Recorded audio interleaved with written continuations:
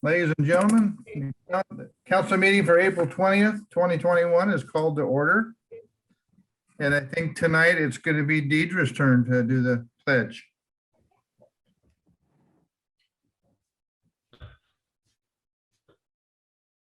I pledge allegiance to the flag of the United States of America and to the republic for which it stands, one nation, under God, indivisible, with liberty and justice for all.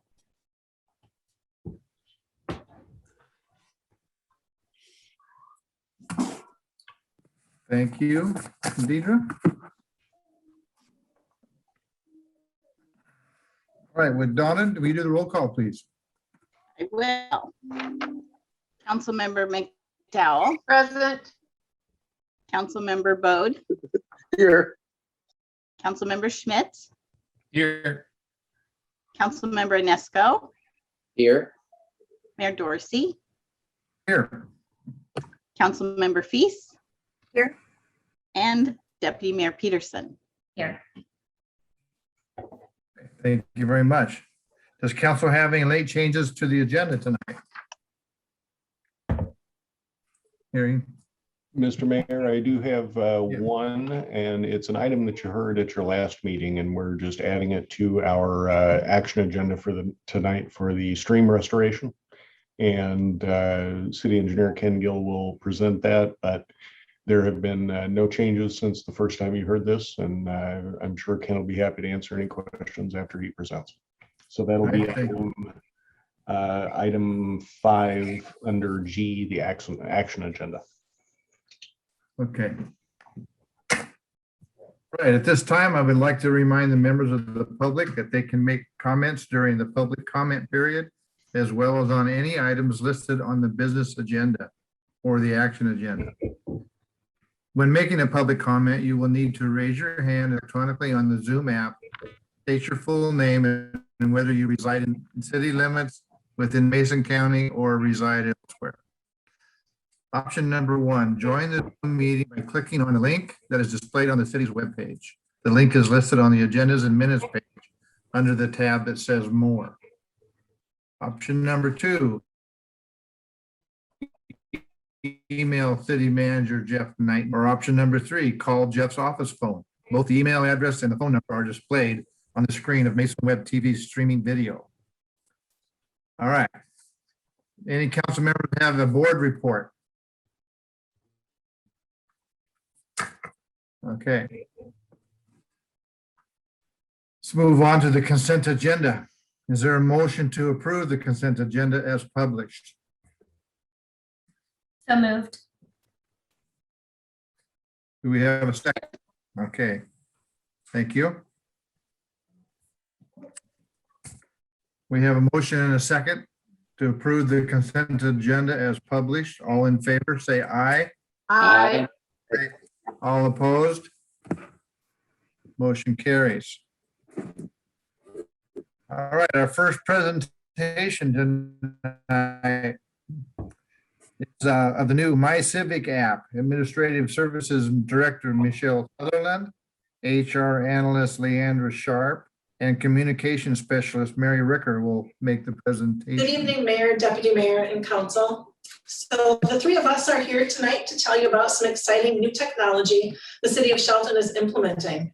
It's a smartphone app called My Civic, which is designed to promote data-driven and people-led decision-making while providing transparency to the citizens of Shelton. We're going to start this presentation off with a short video, which gives you a description of the app itself, and that will follow with some more information. So we will go ahead and start with that.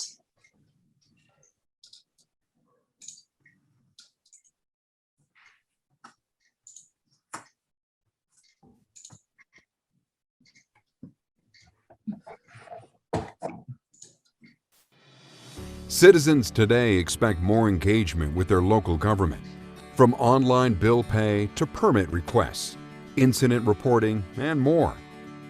Much of today's civic engagement is centered around siloed mobile apps that offer insight into a single area. In a world where time and information are the most valuable commodities, Expecting citizens to download multiple apps to connect with their community is no longer realistic.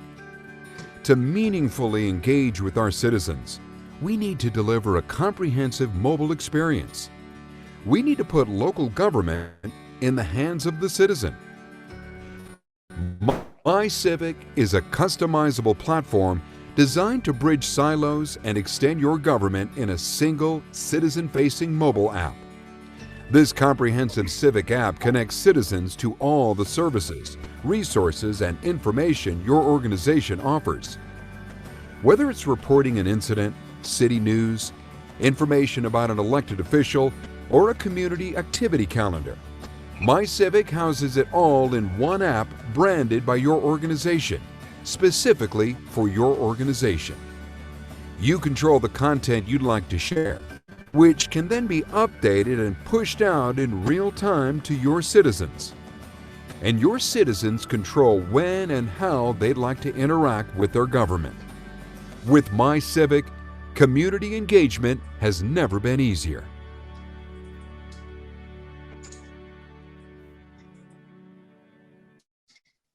Okay.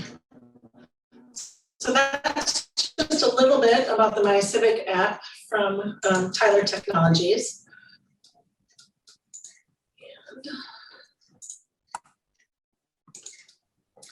Okay, so the MyCivic app that we're implementing, it's really a customizable platform designed, like they said, to promote civic engagement. It really helps the citizens get involved in feeling like they're a part of making things better and just interacting with city government. We can incorporate our own branding, as you can see just by the screenshot on the left.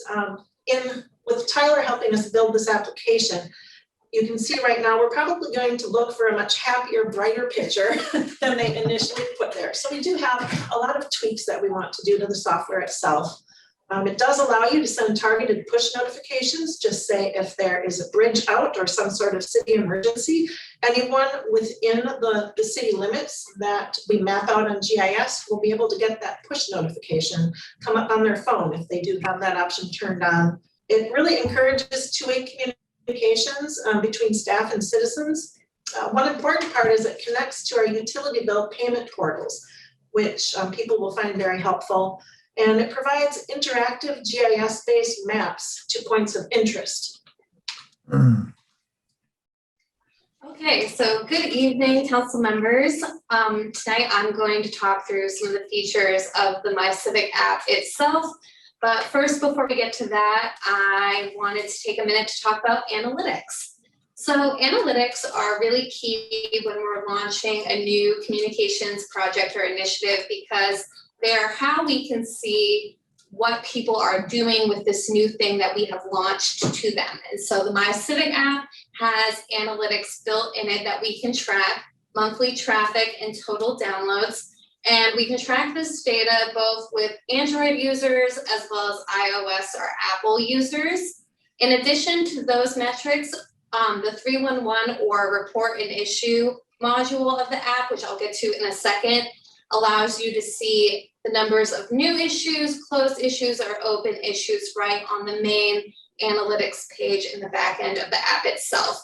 Obviously, with analytics, the helpfulness will only grow as more people engage with the app itself. So we will gain more data and be able to make decisions about how we'd like to use the app in the future. Go. Thank you. So the first section of the app that I am going to be talking about tonight is the City Hall section. And I like to think of the City Hall section of the app as kind of the one-stop shop for all things city government and city services. And one of the things that I'd like to highlight is that there will be a list of all of the city departments and divisions, as well as contact information, phone numbers, and email addresses for each of those departments and divisions. And we know about departments and divisions, but members of the public might not know that we have quite a few. So we're hopeful that this will be a more streamlined way for people to get in touch with the city who know what department they're looking for, but not the direct way to access them. The other thing that I'd like to highlight in the City Hall section is information about you all as the city council. So people can use this section of the app to see who's on city council and basic information about you all, such as what committees you're on, information about when your term started, the mayor and deputy mayor, and things like that. And next, very exciting, is the 311 or report and issue section of the app, which I mentioned earlier. This is really exciting for the city because, as far as I know, we've never had anything like this before. But for those of you who don't know what 311 is, it's a national thing. Cities across the country use this, and it's a way for community members to report non-urgent, non-emergency issues to their city or government body. So what's a non-emergency issue? Anything from my street sign is falling over, there's a tree branch blocking the sidewalk, there's a big pothole, things like that. And what 311 offers is it offers two-way communication. So once a requester has made an initial request, city staff can then communicate with that person and figure out clarifying information as needed to solve the issue. This is something, like I said, it's really new for us, and so our staff is going through a lot of training to determine how this will actually look in the day-to-day of it, because it will be a new change for us. But we're excited because hopefully this will help customer service and other entities in the city kind of streamline these sort of calls that we get about different issues around the city. And finally, the final portion of the app that I'll be talking about tonight is the Parks and Recreation section, which I think is very fitting as we head into summer. So the Parks and Rec section, as you can kind of see in that screenshot, has a list of all of the parks located within city limits, as well as information about parking. Most of them have photos, as you can see in the screenshot. And within the app itself, you can also use the map option or the directions options. That way, if you're looking for a park close to you, you can maybe find one that you didn't even know was there. And the other aspect of Parks and Rec that I wanted to touch on is that within this section, you can register for recreation programs online, just like you could on the website, as well as register to reserve the Civic Center or different parks facilities. So if, for example, you're at Neyland Park and you're like, wow, this is really nice. Mary's having a birthday next month and we'd like to maybe reserve this picnic shelter. You can do that right on your phone rather than having to like get all your stuff, get in the car, go home, get your computer, find the city website and stuff like that. So we're hopeful that this will be a streamlined process for those sorts of reservations. Good evening, Mr. Mayor, Deputy Mayor, and council members. I will briefly discuss the My Civic app icons, specifically the Pay My Utility Bill icon, events, news, police, fire, and EMS. So the benefits of using the My Civic app is that it allows community members the ease of viewing and paying their utility bill through the Pay My Utility Bill icon. This process is secure, simple, and convenient. Additionally, community members can stay connected on the go. They will be able to pay their utility bill and track their usage anytime, anywhere, providing they have cell service. Community members who travel frequently, they will no longer have to call in to customer service for balance inquiries. They can check via the app and pay anywhere, anytime. As I mentioned, the Pay My Utility Bill process is simple. There are two options to choose from through the OpenEdge payment system. You can make a one-time payment or register to create your account. If you are a tenant, you will select the Quick Pay option to pay your utility bill. No login is required for this option. However, you will not be able to view consumption history, account history, and additional account information. The register to create an account option is for homeowners only. Once you have registered creating your account, you will be able to view your consumption history, transaction history, and additional account information. For both the homeowner and tenant, you will be required to provide your account number and last payment to access our OpenEdge payment system.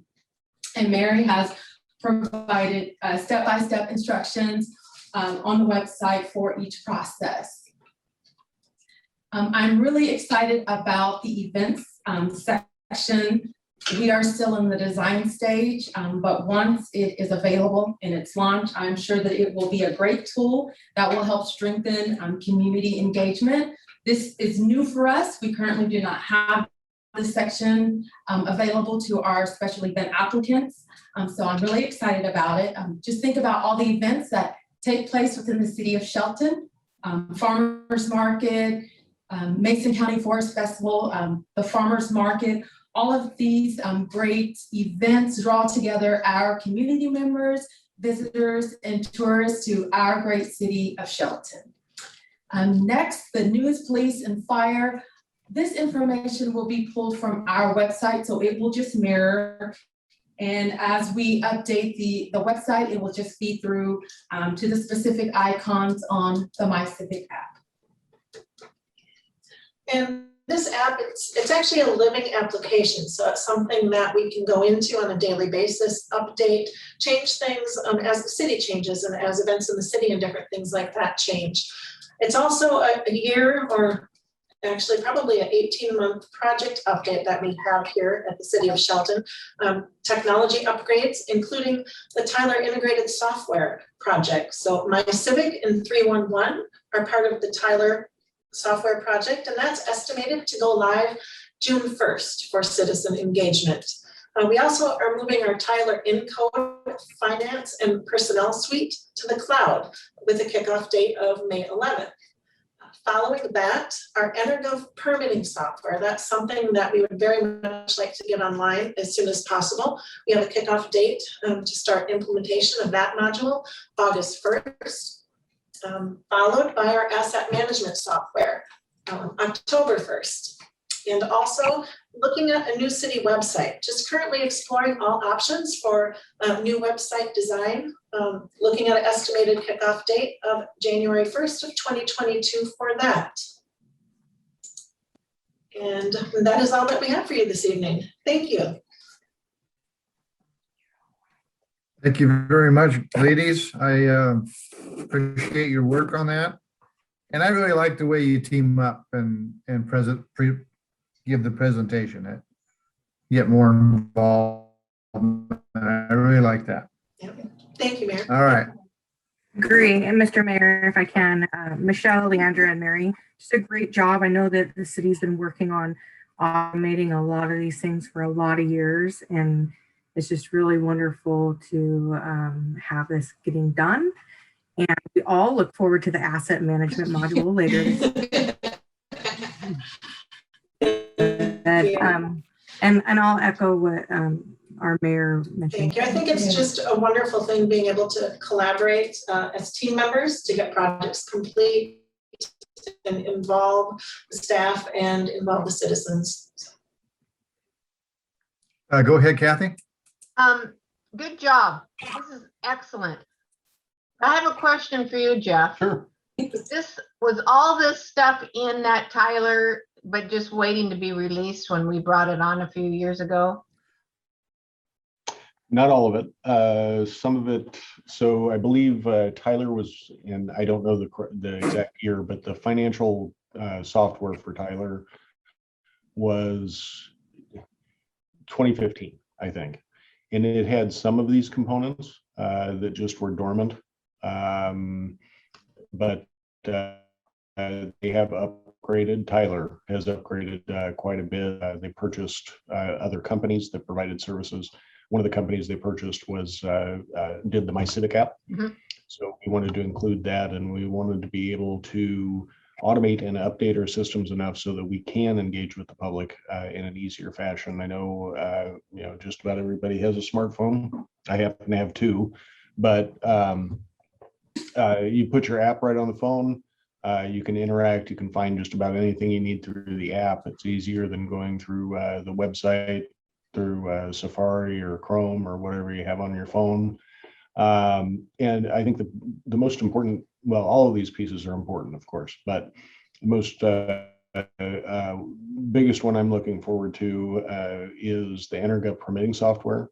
because that will allow people to submit their applications for permits online. That will allow us to review those online. And if you don't want to come into the Civic Center, you don't have to, for most projects, not all. But that's something, it's important to me because our staff asked for it through the lean process that the permitting staff went through last year. So it's important to them, which makes it important to me. And I know that our public wants that too, our contracting community and everybody else wants that because it'll make their lives easier. And we're going to roll this out and make sure it's done right and make it, as I've said before, easy and convenient to invest in Shelton. That's what it's all about. Well, just one more thing. When it was brought in 2015, the beginning of 2016, it was quite a hard thing for everyone to get used to. Mhm. And I am really excited to see that it has expanded and these other things are on there. We can get our money's worth now out of it. Yeah, it's very important, in my opinion, to have an integrated platform. So you're not buying one piece of software from one vendor and another piece of software from another, because in order to get them to communicate, you have to write a unique patch, and then this software updates, and it can become just a nightmare. So the fact that Tyler provides all these services is great for us, and I think it's going to be great for the citizens and current and future businesses in Shelton. Yep, it was good job. Yeah.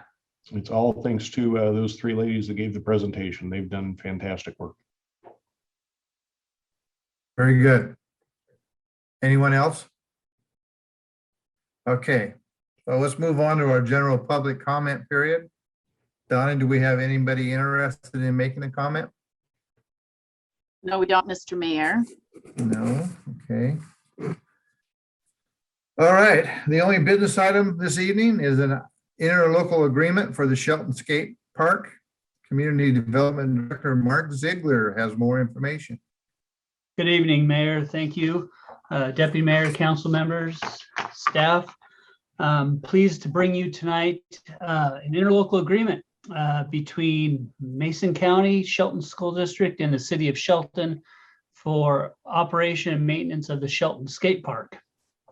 Back in 2014, Mason County was operating the skate park and presented the idea to our then city commission in taking over operation because it's in the city limits. And a memorandum of understanding was executed at that time. And the city took over maintenance and operations with assistance from the school district, from the county. And the skate park remains on school district property. With the expiration of that MOU, legal counsel has advised the city to move forward with an interlocal agreement that really is more a legally binding agreement and would outline essentially the same responsibilities for each party moving forward. But if anything happened at the skate park, we certainly have the ability in a legal sense to move forward. So today we're bringing that ILA to you. Again, the school district would continue providing the property for the skate park. Mason County would provide up to $5,000 and staff to assist in maintenance of the facility, and the city would be responsible for primary maintenance and operation of the facility moving forward. Okay. Donna, do we have public comment? Let me take a look here, Mr. Mayor. No, we do not. All right, do we have a motion? I move to forward the approval of the Shelton Skate Park interlocal agreement to the action agenda of the May 4th City Council meeting for further consideration. Second. All right, we have a motion and a second. Anybody have questions for Mark? Just a comment. Thank you for keeping this up. I've got a lot of roller derby girls that utilize the skate park, and there's a lot of our youth that also utilize it, and it's an important part of our community. So appreciate the work on it. All right, thank you. All right, we have a motion and a second to forward the approval of the Shelton Skate Park interlocal agreement to the action agenda on May 4th. City Council meeting for further consideration. All in favor, say aye. Aye. All opposed? Motion carries. Okay, now on the action agenda, Community Development Director Mark Ziegler has several items on the agenda. Park acquisition is the first item. Thank you, Mayor, again, council members. Before I start these briefs, I'd like to point out, this is really exciting for me personally, being with the city as long as I have, and the formation of the Shelton Metropolitan Park District back almost 11 years ago now, back in April of 2010, when it was voted on and passed by our residents in the city of Shelton to continue to support parks and recreation in the community during a downturn in our economy. And these next couple projects that I'm bringing to you tonight is, really the result of that support in our community. So it's really a banner day, I think, and really exciting for me to bring those forward today to you. So first on the list are the park property acquisitions that are known now as the Mankey and Angle properties. This is 52.22 acres at the top of Turner. These properties have deed restrictions other than about 2 acres on the Mankey property that would be able to be developed into a neighborhood park.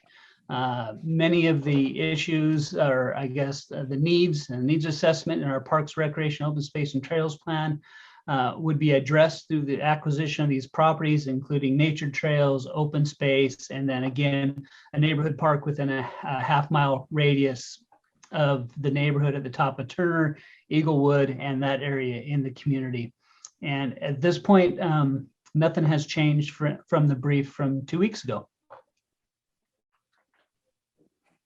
All right. Thank you, Mark. Anyone signed up for a comment? No, there isn't, Mr. Mayor. All right, do we have a motion? I move to approve. Go ahead. Go ahead. I move to approve the Mankey and Angle property acquisition and authorize the mayor to sign on behalf of the city. I'll second that. Thank you, Kathy. Mhm. Any more questions for Mark on this? I think we've pretty much. Good deal. Yeah. Good deal. Yeah, very Exciting. big. It's a good day. Good day. Agreed. All right. We have a motion and a second to approve the Mankey and Angle property acquisitions and to authorize me to sign on behalf of the city. All in favor, say aye. Aye. All opposed? Motion carries. All right, we have another park property item for Mark. Thank you, Mayor. The next project is what is considered the Shannon property, or as many residents, longtime residents from the city of Shelton might know it as the Grisdale property. It's 7.28 acres just west of Neeland Park, adjacent to the park and adjacent to the former Simpson properties, Simpson Railroad, and another parcel between the railroad and the Shannon property. As I stated before with the Mankey and Angle properties, nothing has changed since the last brief. This is an acquisition, fee simple acquisition, $80,000. We did apply for grant funding last year, but unfortunately we're not successful. But the owners did work with the city and negotiated a price of $80,000 again, that is lower than the $95,000 appraised value of the property. All right, anybody signed up for comment, Donna? No, there isn't. All right, do we have a motion, please? I move to approve the Shannon property acquisition and authorize the mayor to sign on behalf of the city. Second. Okay, we have a motion and a second. Any questions or comments? Mark, I have one. I had a citizen asked me if any of the trees are going to be removed. At this point, we're not proposing any development on the site. The only time a tree would be removed at this point would be if it's a dangerous situation for public. We'll perform some master planning, again, for the Mankey and Angle properties as well as the Shannon property. There'll be a master planning process. There'll be public engagement. We'll have plenty of forums, including maybe our 311 or My Civic app, for folks to become engaged in how these properties will be developed in the future. So at this point, there's no plans for development, and we'll certainly bring that back to the council when those opportunities arise and with a lot of public outreach. And then another comment. Someone asked if it is right, if it is true that the more parks we have in the city limits within a city, it makes it easier for other things to happen. Is that true? I'm not sure what they were talking about, but. Well, certainly parks add to the quality of life in our community. And so if we're looking at people investing in our community, they not only look at our strong schools, a thriving business community, but also parks and recreational facilities and those amenities that families take advantage of. So if it's something, if they're stating that it's easier for those investments or people to make those investments in our community because of park property and strong parks, I can agree with that. Okay, thank you. All right, thank you, guys. We have a motion and a second to approve the Shannon property acquisition and to authorize me to sign that on behalf of the city. All in favor, say aye. Aye. All opposed? Motion carries. All right. And the last item for Mark, traffic box wrap recommendations. Again, thank you, Mayor. Again, nothing's changed since 2 weeks ago. Bringing to you 3 recommendations from the Shelton Arts Commission to place artistic wraps on 3 traffic signal boxes, one at Wallace, Neeland, and Bell Lane, one at 7th and Alder, and one at Wallace and Spring Road. All right, Donna, has anyone signed up for comment here? No, sir, there isn't. All right, and do we have a motion, please? I move to approve the Shelton Arts Commission's traffic box wrap project recommended artwork. All right, thank you. Do we have a second? I second that. All right, thank you. Any questions on this for Mark at all? All right. We have a motion and a second to approve the Shelton Arts Commission box wrap project recommended artwork. All in favor, say aye. Aye. All opposed? Motion carries. Now we have a resolution for a sweeper equipment purchase. Public Works Technician Jared Welander has the details. Thank you, Mayor Dorsey. No changes have been made since the last city council meeting. The Public Works Department still recommends the purchase of the Global R4 air regenerative street sweeper. All right, thank you, Jared. Anyone signed up for comment here, Donna? No, there isn't, Mr. Mayor. All right, do we have a motion, please? I move to adopt resolution number 1190-0221, a resolution authorizing the city manager to sign a purchase order for the acquisition of a street sweeper. Okay. Second. Okay, we have a motion and a second. Donna, can we have a reading of resolution number 1190-0221? Yes. Resolution number 1190-0221, a resolution of the Council of the City of Shelton, Washington, authorizing the city manager to sign purchase orders for the acquisition of a street sweeper. Okay, any questions or comments? I don't think so. All right. I have one. Oh, we have one. Yeah. Just Under want to the- make sure it's the one where the mirrors go back and forth by themselves. Yes, Right? yes, that's correct. I want to make it as easy on these guys as possible. Yep, definitely. Okay, Thank you. I think the question you were trying to ask is when are they doing training and can you take it for a spin? It's on my bucket list. I do want to drive that thing. I'll make sure to keep my car off the street that day. Yeah. Yeah. My gosh. Good time. Okay, we have a motion and a second to adopt resolution number 1190-0221. A resolution authorizing the city manager to sign a purchase order for the acquisition of a street sweeper. All in favor, say aye. Aye. All opposed. Motion carries. Okay. Let's move on to the last item on the action agenda is stream flow restoration planning. City Engineer Ken Gill will share with us.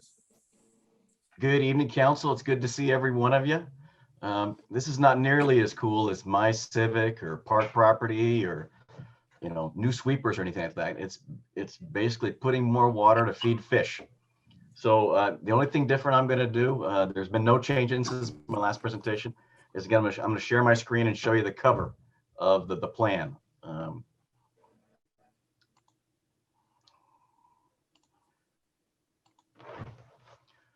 So what you should see in front of you is a picture of Goldboro Creek at where Coffee Creek comes in, and down in the lower bottom here, you can see a salmon spawning. So the whole purpose of this plan is to keep that fish swimming. And so that's all I had to prepare to do tonight. And if you got any questions, I'm happy to ask any questions about it. I also wanted to thank Councilmember McDonald and Councilmember Peterson for attending several of the meetings. So thank you for doing that.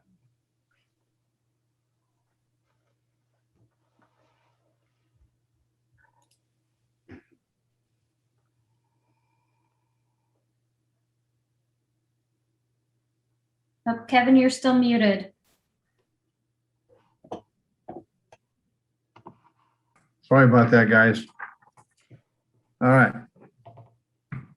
Has anyone signed up for public comment? No, there isn't, Mr. Mayor. All right, thank you. Do we have a motion? I move to adopt resolution number 1193-0421, a resolution authorizing the city engineer to attend the final plan approval meeting of the WIRA 14 committee and approve said plan in accordance with the WRIA 14 committee operating principles. Second. All right. Can you give us a reading, Donna, of resolution number 1193-0421? Yes. Resolution number 1193-0421, a resolution of the Council of the City of Shelton, Washington, approving the watershed restoration and enhancement plan for WIRA 14 Kennedy/Goldsboro watershed. Any council members have any comments or questions? I have a comment. I love this project for several reasons, but one is it's just right in my back door. It's just right a few steps down from my house. So I am excited for this to go forward. Yeah. Thank you. We have a motion and a second to adopt resolution number 1193-0421, a resolution authorizing the city engineer to attend the final plan approval meeting of the WRIA 14 committee and approve said plan in accordance with WRIA 14 committee operating principles.